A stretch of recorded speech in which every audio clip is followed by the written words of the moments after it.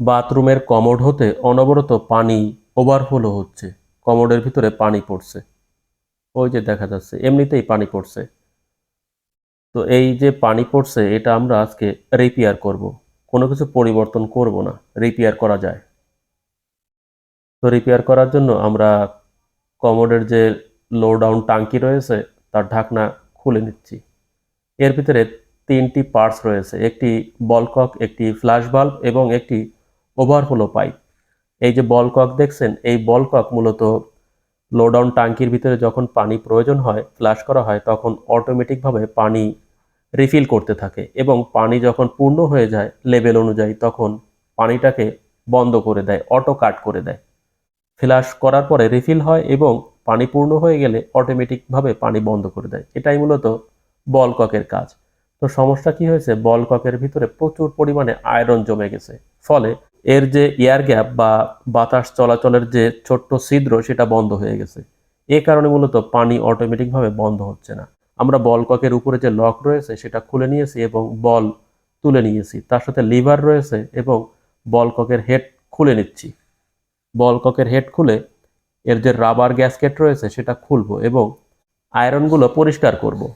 তো দেখেন বল ককের ভিতর থেকে প্রচুর পানি সাপ্লাই হচ্ছে, রিফিল হচ্ছে।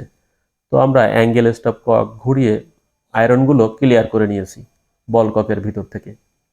এবার ওই লিভারের মাথায় একটি রাবার রয়েছে, ওই রাবারটি মূলত বল ককের হেডের উপরে যে ছোট্ট ছিদ্র থাকে সেটা বন্ধ করে দেয়, প্রেসার দিয়ে বন্ধ করে দেয়, ফলে এয়ার গ্যাপ বা বাতাস চলাচলের রাস্তা বন্ধ হয়ে যায়, ফলে পানি অটোমেটিকভাবে অফ হয়ে যায়। তো আমরা রাবার খুলে এই যে আয়রন দেখছেন সেগুলো পরিষ্কার করে দিচ্ছি। ওই যে ছোট একটি ছিদ্র রয়েছে বল কক হেড এর ভিতরে, যে ছিদ্র রয়েছে বা বাতাস চলাচলের রাস্তা রয়েছে, সেটা আয়রন জমে জাম হয়ে রয়েছে। কি পরিমাণ আয়রন জমেছে আপনারা লো ডাউন টাঙ্কির ভিতরে দেখলেই বুঝতে পারবেন। আয়রন জমে প্রথমে লাল এবং পরে কালো হয়ে গেছে। বল ককের হেড যেইভাবে ছিল ঠিক সেইভাবে লক করে দিতে হবে, এটা ঘুরালেই লক হয়ে যাবে। এখানে গ্রুপ করা রয়েছে। তো সম্পূর্ণ বল কক খোলার প্রয়োজন নেই, যেহেতু অ্যাঙ্গেল স্টপ কক ঘুরিয়ে আমি দেখেছি পানি সাপ্লাই হচ্ছে, রিফিল হচ্ছে। এ কারণে শুধুমাত্র ওই যে বল ককের ছিদ্র দিয়ে পানি বের হচ্ছে। খেয়াল করুন, বল ককের যে হেড উপরের ছিদ্র দিয়ে পানি সাপ্লাই হচ্ছে, অর্থাৎ বাতাস এবং পানি বের হচ্ছে। যখন ওই ছিদ্রটি বন্ধ করে দেওয়া হবে তখন মূলত পানি বন্ধ হয়ে যাবে।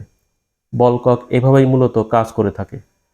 দেখেন ওই যে লিভারের মাথায় যে ছোট্ট রাবার রয়েছে সেটা মূলত ওই ছিদ্রটাকে বন্ধ করে দেয়। যখন পানি উপরের দিকে আসে তখন ওই যে ফ্লোট সুইচ, যেটা মূলত পানির সাথে ভাসতে থাকে, সেটা আস্তে আস্তে উপরের দিকে আসে এবং লিভারের যে রাবার রয়েছে সেটা ওই ছিদ্রটাকে বন্ধ করে দেয়, ফলে এয়ার গ্যাপ বন্ধ হয়ে যায়। এতে করেই মূলত পানি রিফিল বন্ধ হয়ে যায়। দেখেন এবার আপ ডাউন করবে, এই যে। তো এই যে বলটা যদি আপ ডাউন না করে তাহলে কিন্তু বল কক সঠিকভাবে কাজ করতে পারবে না। বলটা ফ্রি থাকতে হবে, পানির সাথে এই বলটা যাতে ভাসতে পারে, উপরের দিকে আসতে পারে। আর যখন ফ্ল্যাশ করা হবে পানি নিচে চলে যাবে, ওয়াটার লেভেল নিচে চলে যাবে, তখন মূলত বল নিচে চলে যাবে এবং ওই যে ছিদ্রটা ফ্রি হয়ে যাবে। এতেই মূলত আবার পানি রিফিল করতে পারবে। দেখেন পানি রিফিল হচ্ছে এবং কিছুক্ষণ অপেক্ষা করার পরে পানি পূর্ণ হয়ে যাবে। যতটুকু মূলত লেভেল রয়েছে, লেভেল ছোট বড় করা যায়, বল কক ছোট বড় করা যায়। আমরা খেয়াল করি পানি অটোমেটিকভাবে বন্ধ হয় কিনা। যদি পানি অটোমেটিকভাবে বন্ধ না হয়, বল কক সম্পূর্ণ খুলে পরিষ্কার করলে সমাধান হয়ে যাবে। এতেও যদি সমাধান না হয় তাহলে নতুন বল কক স্যানিটারি দোকানে কিনতে পাওয়া যায়। ওই যে দেখেন আস্তে আস্তে পানি পূর্ণ হচ্ছে এবং বল ভাসতে শুরু করেছে। এই যে বল ভেসে উপরে আসছে। এখনই মূলত পানি বন্ধ হয়ে যাবে, পানি রিফিল বন্ধ হয়ে যাবে। দেখেন এয়ার গ্যাপ বন্ধ হয়ে গেছে, ফলে পানি দাঁড়িয়ে গেছে, পানি রিফিল বন্ধ হয়ে গেছে। তো এরপরেও যদি পানি রিফিল হতে থাকে তাহলে ওই যে ওভারফ্লো পাইপের ভিতর থেকে পানি কমোডের ভিতরে যাবে।